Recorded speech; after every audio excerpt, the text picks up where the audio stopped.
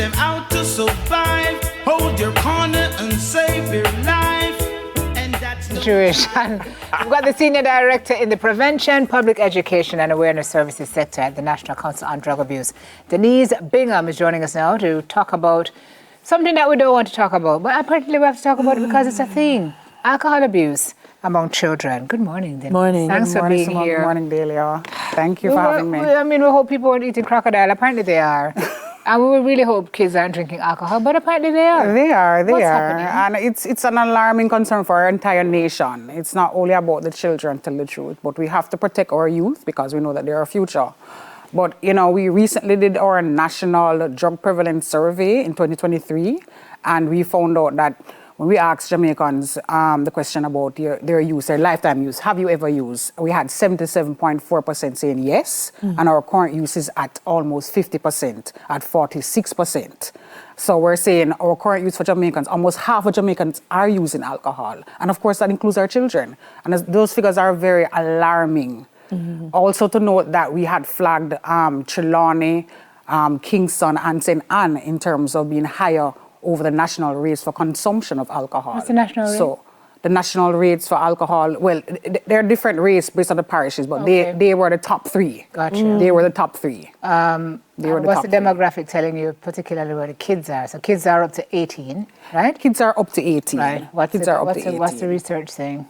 So the research is saying that we need to focus more on our prevention initiatives. The research is saying that we need to focus more on parental supervision. The research is saying that we have an issue of drinking under the influence. We had a percentage of 17.6 that they're saying that are reporting drinking under the influence of alcohol, and this includes our youth population. We have to pay special attention to them because when it comes on to their physical health, brain development, and social well-being, these are the areas that they are being affected. So some serious issues we have, to really sit down and have discussions and really directly, put in place specific interventions to address all of these issues. One of the things that I'm always concerned about, Denise, is, if I go to the U.S., you have to show ID to be able to purchase alcohol. Absolutely. Right? Is access in Jamaica just too open to our young people? Yes, there is a definite problem with enforcement, which is why we really have to go at the grassroots level and try and, engage our community members and leaders regarding how can we reduce the access to alcohol in our communities, because they're getting it very easily. They go to the shops, they can buy. Nobody's really saying, are you 18? Are you allowed to, so there are serious issues pertaining to access to alcohol. They're in the homes where, parents are not putting them away and parents are not even realizing that they're engaging in the alcohol use at home too. And also bringing to school, because we have incidents at schools where children have brought alcohol or other kind of concoctions in their water bottles. Absolutely. Absolutely. So when you ask the question about access, we have a serious challenge with that. Do you know what types we're consuming? And I say types because we know there's a particular type that culturally you're going to find in almost every yard in Jamaica. but who are not? Yeah, but is it broadening now to include other types of alcohol? Yeah. For young persons, they would go for what is the cheapest. Okay. Yes. I'm not going to call any names per se. Right. What is the cheapest? Okay. So they won't necessarily go for what we call the top shelf, because those are more expensive, but the cheaper ones. And they get access to them. So I don't really want to call any names, but, they have access to them. And so for our young persons, so is, when we talk about alcohol, so we can't just look at straight alcohol. We have to look at the more newer type of drugs. So they're looking at what we call our rummy beers, which is like gummy beers soaked in alcohol and these edibles. Yeah. So we're not just saying just alcohol by itself, but, alcohol infused type of edibles that, young persons are saying, because alcohol doesn't alcohol is boring now.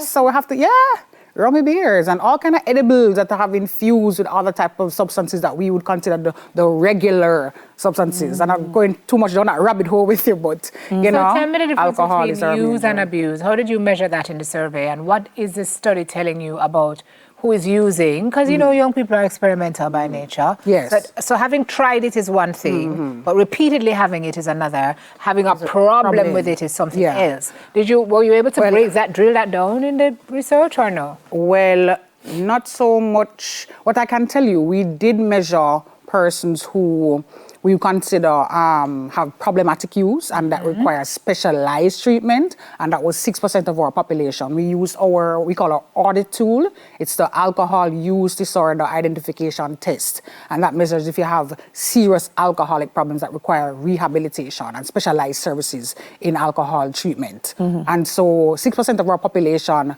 were identified as having that particular issue. However, the majority really requires like educational and awareness and skills building. So at least we're not at that level. But what we find is that our young people are highly exposed to alcohol. They're exposed to everything. You know, and our cultures that support, you know, alcohol is normal, it's not a big deal, you know, it's everywhere, it's Christmas time. So some of those cultural norms that we need to address, and even for the schools too, in organizing and preparing a school environment that has strong policies against alcohol use, you know, has a protective environment where they have clubs that support, you know, mitigating against this kind of behavior, extracurricular activities, having us come in and doing the programs. Those things are very important. I mean, I just hear Dale in my head. I heard Harris in my head. The policy is one thing. Yes. Policy exists everywhere. People break policy and do anything. So it's really the behavior change. Yes. When you say grassroots, I think of stakeholders at all levels. Oh, yeah. I think about intervention programs. We've got to go into the schools and talk to the kiddos, man. Because the kiddos will tell you why they're doing it. What works too, Simone, is having peer-led intervention. So they don't come and like say me or you going there talking to them, but they have their peers actually, you know, their interfaces engaging them at their level. You find the influencers. Influencers. So those strategies really work. Those kind of programs really work. So we're very strong on peer-led interventions. Absolutely. Boy, Denise, I don't know, because I'm sitting here thinking, and I'm like, if you walk into any Jamaican community, you're going to count a number of. It is my intention to apply. For a spirit license. Yes. And surprisingly to me, some of them open as early as 9 o'clock in the morning. Like you're passing and it open 9. Oh, yeah. And full of people. And people are there. Yeah. And then you have in the communities what I call the functional alcoholic who will probably go to work, maybe not the functions are great at work, and by the time they're on their way home, them stop to drink, and then 11 o'clock they're staggering. Yeah. So I don't know how you, and the children are observing all of this, you know? Thinking it's normal. Thinking it's normal. So I don't know, apart from enforcement, I think there still needs to be some more policies in terms of who has access to it and how they allow access. Like, how do you get a spirit license without observing certain things? Why are you still having a bar 20 years with your intention to apply?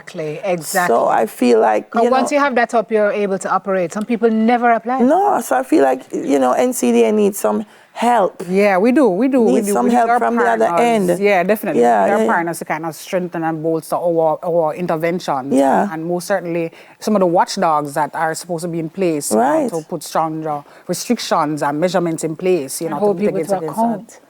Hold people to account. Yes, absolutely. So we are struggling in some of those areas, which is why it's not balancing out some of our intervention, because we need that kind of support to help. Right. It's not just about what we call demand reduction, but also about supply reduction. Yeah, how can we really put some serious measures in place to help our children? And we send to the parents too, because we're having a lot of challenges in the homes.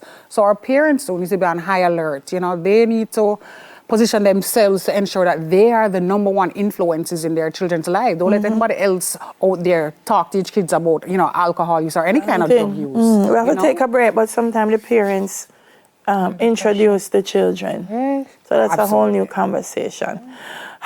Senior Director in the Prevention, Public Education and Awareness Services sector at the National Council on Drug Abuse, Mrs. Denise Bingham. You defied her life, Denise. Second edition of News in 5 up next.